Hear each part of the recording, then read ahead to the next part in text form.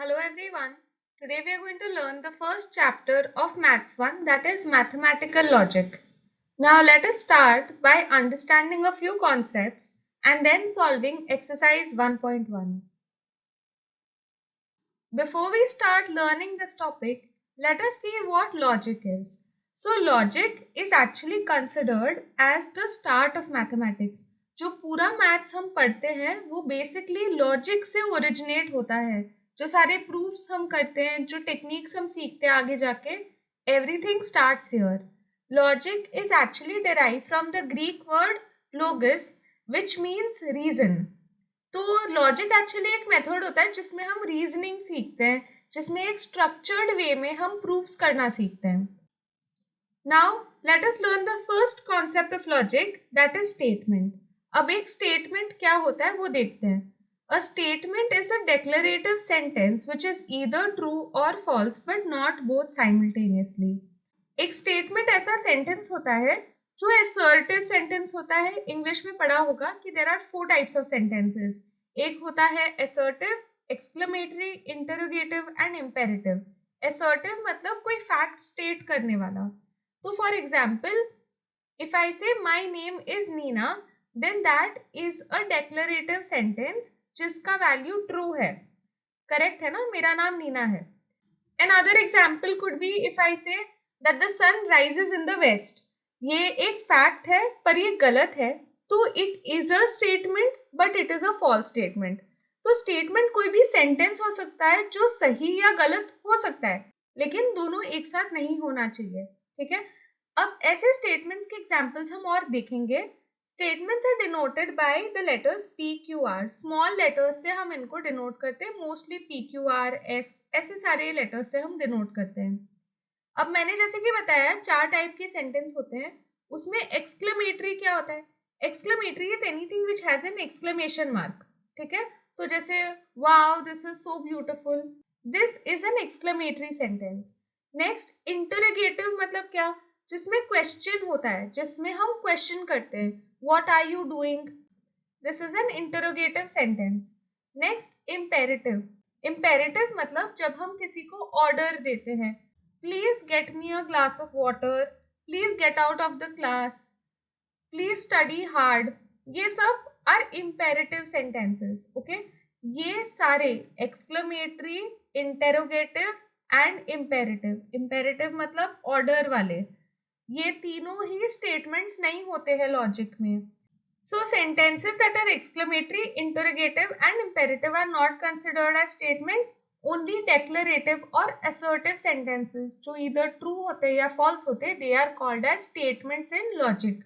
Okay, this is the very first concept. Now let us look at these sentences to make sure that you have understood this concept. So which of the following are statements? First one, 2 is a prime number. If you see, ये एक सीधा साधा sentence है और ये true भी है ना. So therefore this is a statement. ये है the sun rises in the west. ये भी एक सीधा साधा सेंटेंस है, इसका वैल्यू फॉल्स है, लेकिन फिर भी दिस इज अ स्टेटमेंट. एक नॉर्मल सेंटेंस है ना, तो it is a statement. I hate you, this is N exclamatory sentence and इस रीजन से this is not a statement. So you can write that this is not because it is exclamatory. Next, where do you want to go today? This is an interrogative sentence and hence this is also not a statement. Now next, don't touch my phone. This is also not a statement. ये एक imperative sentence है. Order दे रहे हैं ना, कुछ order जैसा आप बोल रहे हैं किसी को कुछ करने के लिए, तो वो भी स्टेटमेंट्स नहीं होते हैं. Remember me when we are parted, ये भी तो याद करने को बोल रहा है ना, तो this is also not because this is also an imperative sentence. Next, go bring your books. Again this is also not, ये भी इम्पेरेटिव ही है. किसी को कुछ बोल रहे हैं ना तो वो इम्पेरेटिव होता है. Next, every square is a rectangle. Every square is a rectangle सीधा साधा सेंटेंस है और ये ट्रू भी है, तो इस वजह से ये एक स्टेटमेंट है. ओके. तो फर्स्ट एक्सरसाइज में हम ऐसे टाइप के क्वेश्चंस देखेंगे जहाँ पे हमें बताना होगा कि कोई चीज स्टेटमेंट है या नहीं। थोड़े और कॉन्सेप्ट्स भी है, पहले वो देख लेते हैं। Truth value of a statement. A statement is either true or false.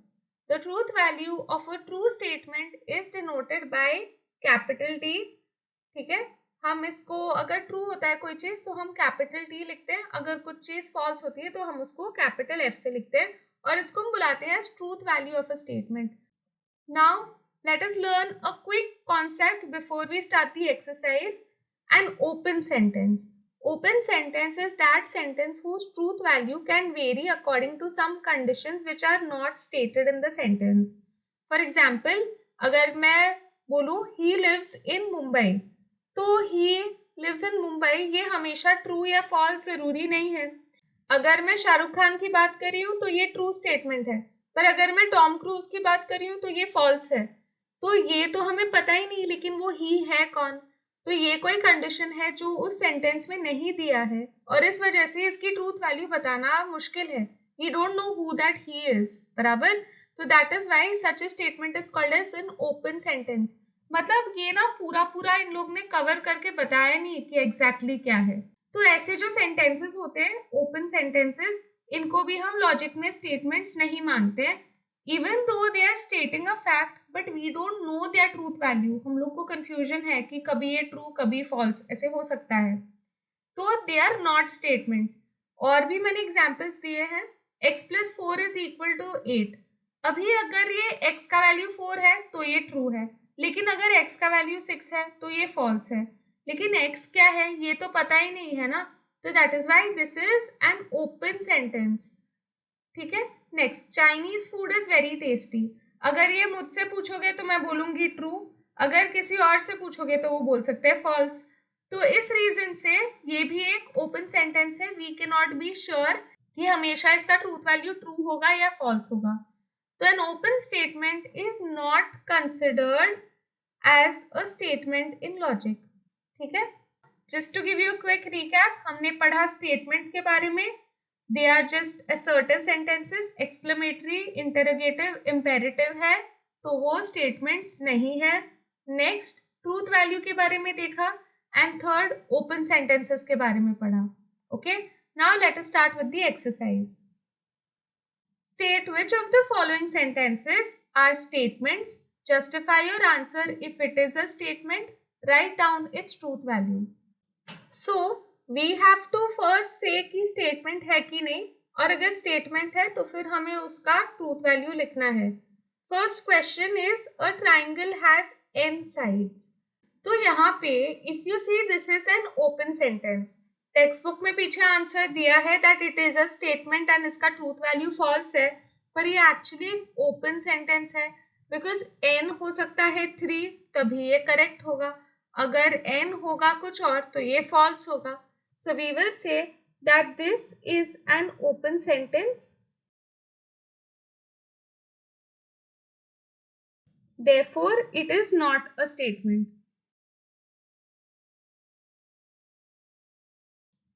Next, the sum of the interior angle of a triangle is 180. तो अगर हम सारे इंटीरियर एंगल्स को ऐड करेंगे एक ट्राइंगल में तो 180 मिलता है ना. So this is a statement and also इसका ट्रूथ वैल्यू ट्रू है. Okay, so we can say that it is a statement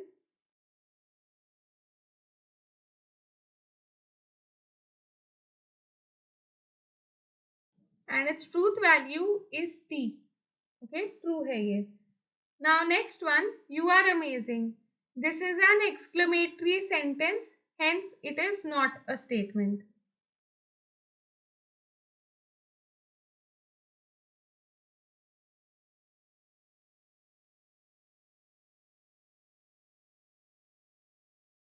Now let us do the next one. Please grant me a loan. This is an imperative sentence and hence it is not a statement.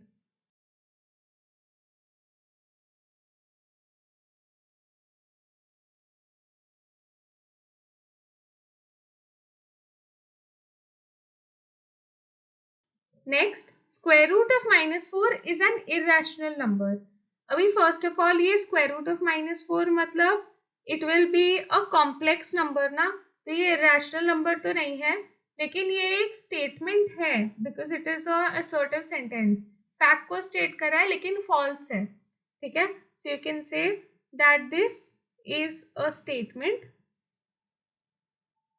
and its truth value is false.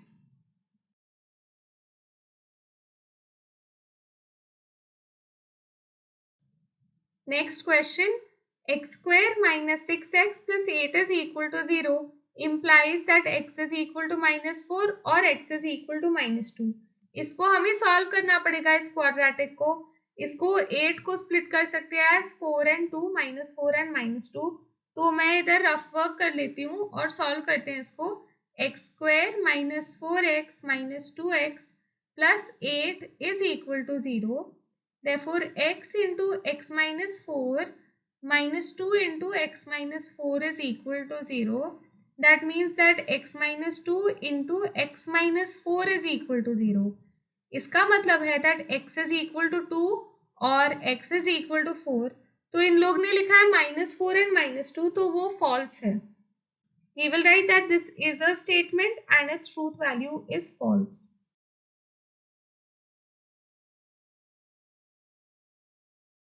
Let's do the next one now. He is an actor. अभी he is an actor is an open sentence. वो he कौन है वो तो पता है नहीं, तो this is an open sentence and hence it is not a statement.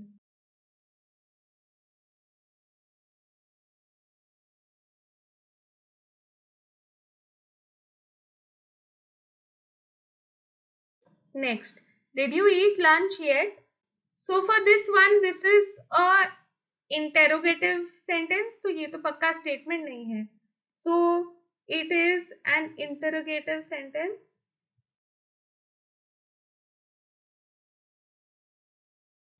Therefore, it is not a statement. Have a cup of cappuccino. So now I'm getting a little bit lazy, तो मैं directly लिखने वाली हूँ कि this is actually an imperative sentence. तो मैं बस imperative लिख रही हूँ and I'm just putting a cross to show that it is not a statement. Okay, you can write it in the same way I've been writing. Next, x plus y the whole square is equal to x square plus 2xy plus y square for all x comma y belonging to real numbers. तो ये तो formula है, ये तो हमें पता है कि ये ट्रू भी होता है, तो you can write that this is a statement and the truth value is true. Okay, now let us do the next question. Every real number is a complex number. तो हर एक रियल नंबर कॉम्प्लेक्स नंबर तो होता ही है। से real numbers के बाद complex numbers आते हैं, तो it is a bigger set complex numbers. तो ये स्टेटमेंट तो है ही, so this is a statement and इसका ट्रूथ वैल्यू भी ट्रू है, ठीक है। जो सबसे छोटा सेट होता है वो नेचुरल नंबर्स का होता है, फिर होल नंबर्स आते हैं, होल नंबर्स के बाद इंटीजर मतलब नेगेटिव भी आता है, पॉजिटिव, जीरो सब कुछ आता है, फिर रैशनल नंबर्स जिसमें फ्रैक्शंस भी आ जाते हैं, ठीक है, p/q फॉर्म के। फिर इरेशनल नंबर्स तो रैशनल के साथ आते हैं, मतलब वो लोग जो रैशनल नहीं होते वो इरेशनल होते हैं। रैशनल और इरेशनल को मिला के बनता है रियल नंबर, और फिर रियल नंबर से बनते हैं सारे और एक्स्ट्रा ऐड करके कॉम्प्लेक्स नंबर, ठीक है। So this is true. Next, 1 is a prime number. 1 is a prime number is a false statement. पहले तो ये स्टेटमेंट है पर ये फॉल्स है बिकॉज वी नो कि 1 is neither prime nor composite. जो प्राइम नहीं होता है उसको हम कॉम्पोजिट बुलाते हैं, and 1 is neither prime nor composite, तो this is a false statement. Now next, with the sunset the day ends. तो जब सनसेट होता है तो फिर दिन खत्म होता है, तो ये भी एक स्टेटमेंट है and this is a true statement. Next, 1 factorial is equal to 0। 1 factorial का वैल्यू होता है जस्ट 1, 0 फैक्टोरियल का वैल्यू भी होता है 1। If you remember, n factorial is equal to 1 into 2 into 3, सब कुछ मल्टीप्लाई करना है टिल n। जैसे कि 4 फैक्टोरियल होगा 1 into 2 into 3 into 4 which is 24. So this is a statement but it is a false statement. Let's do the next question now. 3 plus 5 is greater than 11. So this is a statement but it is a false statement. 8 नहीं होता है बड़ा 11 से. So this is false. Next, the number pi is an irrational number. This is absolutely correct. It is a statement and the truth value is true. पाई होता है irrational, √2 होता है irrational, √3 होता है irrational, e भी होता है irrational, जो e raised to x वाला e होता है ना वो भी irrational होता है. All these are irrational. Okay. Now next, x square minus y square is equal to x plus y into x minus y for all x comma y belonging to real numbers. ये भी तो हमें पता है. This is a standard formula a plus b into a minus b वाला. तो ये statement भी है और ये true भी है. Now next question, the number 2 is the only even prime number. तो ये करेक्ट है क्योंकि 2 के बाद कोई भी इवन नंबर प्राइम नंबर हो ही नहीं सकता ना, क्योंकि वो 2 से डिविजिबल होगा. प्राइम नंबर वही नंबर होते हैं जिनके सिर्फ 2 ही फैक्टर होते हैं, 1 एंड इटसेल्फ. तो 2 होता है प्राइम, लेकिन उसके बाद कोई भी इवन नंबर कभी प्राइम नहीं हो सकता. सो this is a statement and this is a true statement. Okay. Now let us look at the next one. Two coplanar lines are either parallel or intersecting. अच्छा, अभी कोप्लेनर बोलेंगे तभी क्या मतलब है इसका? कोप्लेनर मतलब एक ही प्लेन में लाई करते हैं. अगर मैं ऐसे बनाऊं तो वो एक ही प्लेन में वी विल हैव 2 लाइन्स. अभी 2 लाइन जो एक ही प्लेन में है वो इधर पैरेलल होंगे या फिर वो इंटरसेक्ट करेंगे. बराबर है ना, और कुछ हो ही नहीं सकता, क्योंकि अगर ऐसे प्लेन तो नेवर एंडिंग होती है. अगर वो पैरेलल नहीं होंगे ना तो फिर वो कहीं ना कहीं तो मिलेंगे ना, तो वो लाइंस तो चलते ही रहते हैं. तो फिर this is a true statement. तो this is a statement and it is true. The number of arrangements of 7 girls in a row for a photograph is 7 factorial.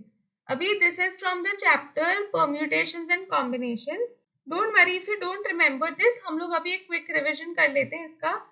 तो फर्स्ट ऑफ ऑल अगर मुझे 7 लड़कियों को फोटोग्राफ खींचने के लिए बिठाना है, मतलब मुझे ऐसे 7 प्लेसेस में I want 7 girls to sit, तो पहली वाली जगह पे मैं किसी भी एक लड़की को बिठा सकती हूँ. तो मेरे पास 7 चॉइस हो गए पहली जगह पे. फिर सेकंड प्लेस पे एक लड़की को तो बिठा चुके हैं, तो भी सेकंड प्लेस में 6 चॉइसेस होंगी. किसी भी एक 6 को बिठा सकती हूँ ना. तो देखो अगर अलग अलग बिठाऊंगी तो अलग अलग चॉइस आते रहेगा. वैसे इधर 5 लड़कियां रह जाएंगी, 4, 3, 2 एंड 1. एंड मल्टीप्लिकेशन थियरम से सब कुछ मल्टीप्लाई करेंगे ना तो वी विल गेट 7 फैक्टोरियल. तो दिस इज अ स्टेटमेंट और ये ट्रू है. तो ये आता है वो चैप्टर परम्यूटेशन एंड कॉम्बिनेशन जो पढ़ा होगा 11th स्टैंडर्ड में उससे. ठीक है. तो अगर 7 गर्ल्स है उनको अरेंज करना है 7 प्लेसेस में तो 7 फैक्टोरियल ही आता है. अगर 8 गर्ल्स इन 8 प्लेस होता तो फिर 8 फैक्टोरियल होता. ठीक है. Next, give me a compass box. ये तो एक इम्पेरेटिव सेंटेंस है इसलिए this is not a statement. तो I will just write imperative and not a statement. Bring the motor car here. ये भी एक ऑर्डर है. So this is imperative and not a statement. Let's look at the 23rd question now. It may rain today. ये एक statement नहीं है. ये ऐसे बता रहे हैं कि शायद हो सकता है, शायद नहीं हो सकता है. कोई डायरेक्ट असर्टिव सेंटेंस नहीं है. So this is not a statement. इसका कोई ट्रूथ वैल्यू नहीं सोच सकते ना कि ये सच है कि गलत है, तो फिर उसके लिए हम कुछ नहीं बोलते. It is not a statement. Next, if a plus b is lesser than 7, where a is greater than 0 and b is greater than equal to 0, then a is lesser than 7 and b is lesser than 7. तो क्या बोल रहे हैं कि ये जो a और b है ना वो कंप्लीटली पॉजिटिव नंबर है. ठीक है, नेगेटिव नहीं है. तो अगर a प्लस बी को लेसर देन 7 होना है और ये पॉजिटिव है, तो फिर डेफिनेटली इन दोनों को 7 से कम ही रहना पड़ेगा ना। अगर नेगेटिव होता ना तो ये जरूरी नहीं होता, तो फिर हम कर सकते थे 10 माइनस 4, वो लेसर देन 7 होता और वो lesser than as such a lesser than 7 भी नहीं होता। लेकिन क्योंकि दोनों पॉजिटिव है तो ये जरूरी है, there is no other way that two positive numbers का सम जो है वो छोटा होगा अगर वो दोनों नंबर्स उस सम से छोटे नहीं होंगे। तो this is a statement and it is true. Next, can you speak in English? This is an interrogative sentence and therefore it is not a statement.